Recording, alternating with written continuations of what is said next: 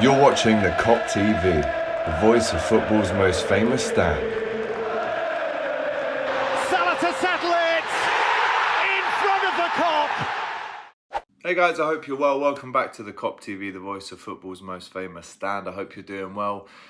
Today, it's an on the radar show, and it's two names in particular that we're talking about coming in to Liverpool. Ryan Ait-Nouri, the 23-year-old left-back from Wolverhampton Wanderers, and Eberechi Eze, the right winger, the number 10, the man who scored two back-to-back seasons of 10-plus goals. Eberechi Eze from Crystal Palace. Make sure you smash the like button on this one. You know, if any transfer dealings coming in or out are to happen at LFC, then we've got you covered on the radar. So make sure you please like this video, comment with your thoughts. Is this a goer? Is it a knower? Should these players be on Liverpool's radar? And then subscribe to the channel. If you have not already, that would be really great. First of all, when you think about these players, what do you think of? Quality, yes. Consistency, we're seeing that as well. Premier League experience, 100%. Youth on their side. They tick a lot of boxes, right? I'll be honest with you. I'm not surprised because we're Liverpool Football Club and we should be linked with the best players. But at the same time, yes, they are quality. Yes, they tick a lot of boxes. But also in their positions, we currently have Andy Robertson, Kostas Tsimikas, Mo Salah, and potentially you could have Luis Diaz, you could have Jota on that right-hand side as well. So really happy that we've been linked with them. Apparently Liverpool have made contact with Eze's agent and inquired into his availability. We already know that Crystal Palace have already sold Michael Olise, one of their top stars, to Bayern Munich. Will Eze be the second one to follow him out of that door at Crystal Palace? They'll be hoping not, but at the same time, if they can get a lot of money, then they'll be hoping that they can amicably. Now, let's look at Ryan Ait-Nouri to start off with. As I said, some really nice Premier League experience for Ryan Ait-Nouri. The French international was obviously born in Montreal, right?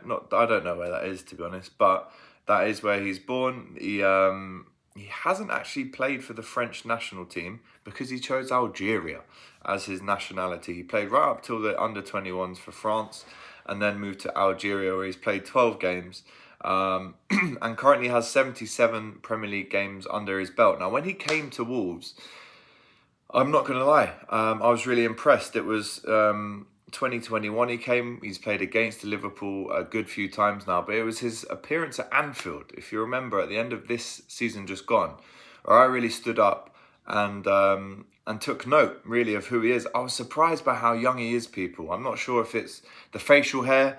They do say that adds on a few years, but to only be 23 is quite surprising. And he's only just turned 23 last week. Right, so he was 22. That's how age works. But when he played at Anfield, he got a lot of plaudits, including myself. I remember tweeting at the time, Ryan Ait-Nouri, how much, please, Wolverhampton Wanderers? He actually met some Liverpool fans after the game and had a picture with them. That circled social media, and you know, people became aware that Liverpool might well be linked to Ryan in the summer. Again, a lot of ticks, plays for Wolverhampton Wanderers, has that Premier League experience. But for me personally, I'll ask you two questions. Is he good enough? Yes, I do believe he is. But is he going to be happy being second or third place left back? I'm not sure. There's more than two questions, isn't there? Is Andy Robertson going to be happy being a backup left back to this guy? I don't think so. Andy Robertson at 29, 30, still in a great age, entering his prime at Liverpool. Maybe just past his prime, but still a very, very experienced and top quality left back who I don't think would happy being sacrificed for Ryan Ait-Nouri. Now, where does this rumour leave Kostas Tsimikas? Recently signed a new deal with the Greek Scouser. Big fan of his, massive fan. If anything, should have played more games for Liverpool at left back last season. But Joe Gomez was so good at left back. So what do you do?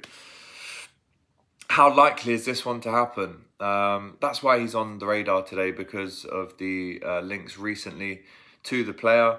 Again, let me know in the comments. Do you think the quality is there? Do you think the age profile is right? Do you think the playing style is right? He likes to invert a lot. Andy Robertson goes, around the outside. Shout out to Eminem.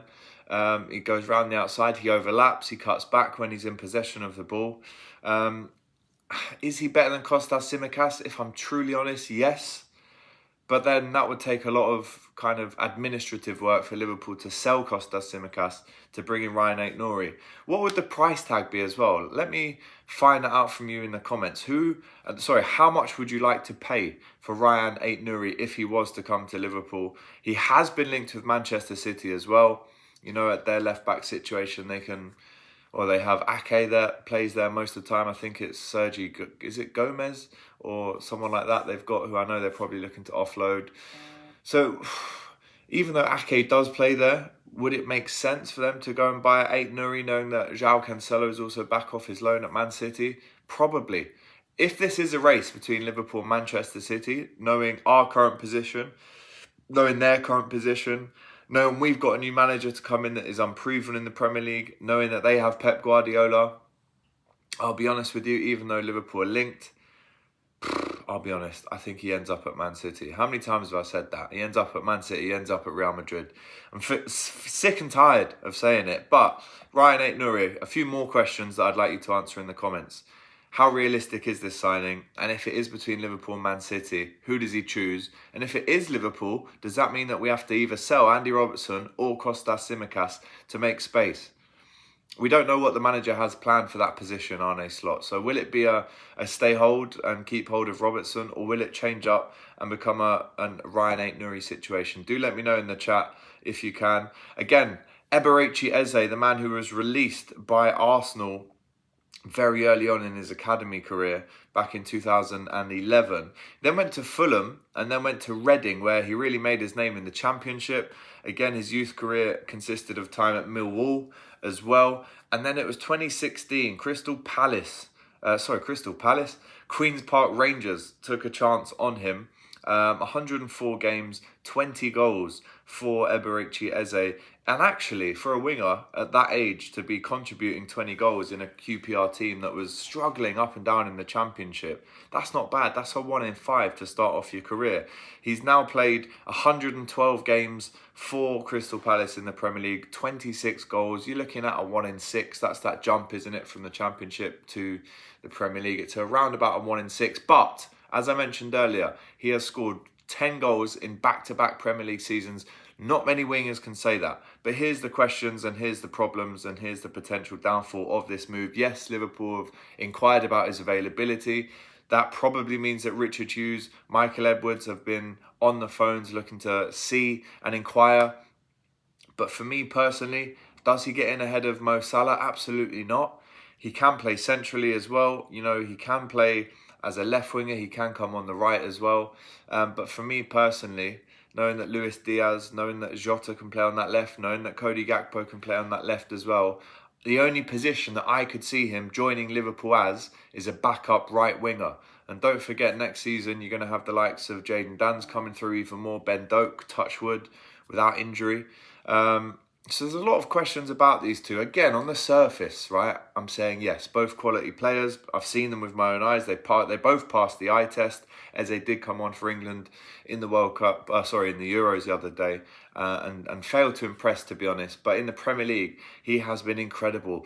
I actually saw him play with my own eyes for the first time at Anfield last season. It was the same game that Darwin Nunez headbutted Joachim Andersen. And I had to say, on that night, Eze was absolutely mind-blowing. Again, the eye test, how good he is, it's all there to see, right? 10 back-to-backs in the Prem is some feat. Again, Michael Olise has just gone. These are really the two star boys of Crystal Palace, and certainly in the last 2 seasons, Olise and Eze. And Eze is going to move. I'll be honest, Crystal Palace are going to be looking to maximise the sale for him. It's almost their strategy. Maybe an exception to that is Wolf Zaha. But he's been at Premier League Crystal Palace now for 4 years. So he's come to that crossroads in his career. He's 25 years old. He's done the rounds at Wickham, right, on loan, 20 appearances there. As I said, a very decent youth career at Arsenal, Fulham, Reading and Millwall. Now found himself comfortable in the Premier League. He's been linked with Chelsea, and a lot of other clubs will be in for him, including Arsenal. Would they swap Emil Smith-Rowe for Eberechi Eze? I'm not too sure, but at 25, in my opinion, he's at a crossroads in his career. Does he want to make that jump and play for a huge club? Does he want to stay at Crystal Palace, which I'd have absolutely huge respect for him if he did?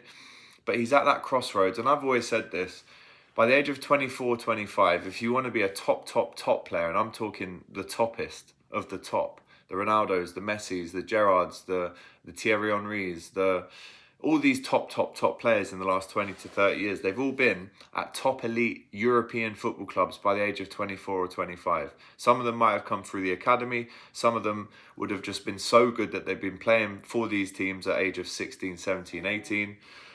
But I look at someone like an Odegaard, right, who came through at Real Madrid at the age of 15. Didn't work for him there. Had to go around the houses a little bit. I think he went to Malaga, including some other clubs, Real Sociedad as well, and then ended up at Arsenal, and he's the captain of the club at age 24, 25, 26. There's millions of examples. Gareth Bale, he left Tottenham at the age of 23 to play for Real Madrid at the age of 24. You know, Ronaldo was already at Manchester United, but went to Real Madrid. He was there by the age of 24.